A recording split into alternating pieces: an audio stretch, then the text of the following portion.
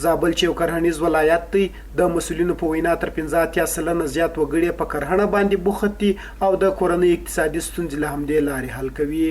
اوس د کرهڼې ریاست په زابل ولایت کې د پستې د ترویج هڅه کوي او په دې سره غواړي کروندګر د کوکنار د کښت څخه راوګرځوي.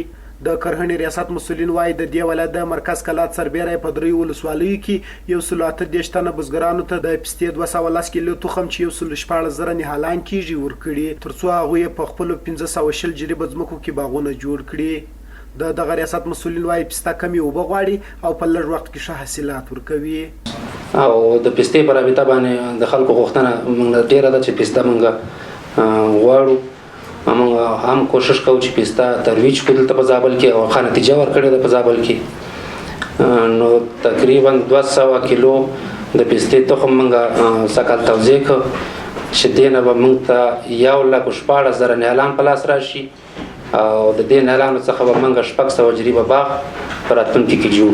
بل لوري د دې ولایت یو شمېر کروندګر وایي چې سږکال په دې ولایت کې د آباد کال لپاره ډیر بارانونه سوي او تمه لري چې د دې ولایت د کرهڼې ریاست د اوبو د مهارولو د مریضیو د مخنیولو لپاره درمل او د نیالګیو مرسته ورسره وکړي. نو دوی مو ته وویل چې موږ به تاسو ته وندونه در پاخه کړو، وندونه به در جوړ کړو او د اوبو دپاره به زمینه درته برابر کړو، برمیوشۍ به درته ووغو او سړک به درته برابر کړو. نو اوس فلحال خو یې دا نه ون منظور کړی ده. نو موږ دغه مشکلات لرو چې د باغو مشکلات لرو، مثال دوا ورته وزر لرو چې دواوې راکړي.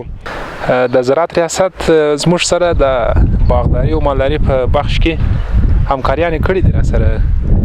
د نهالان توزیع او د ادویجات دواوې د آفاتو د مرضو لپاره بېلابېل مرستې زموږ سره کړي دي د زراعت ریاست.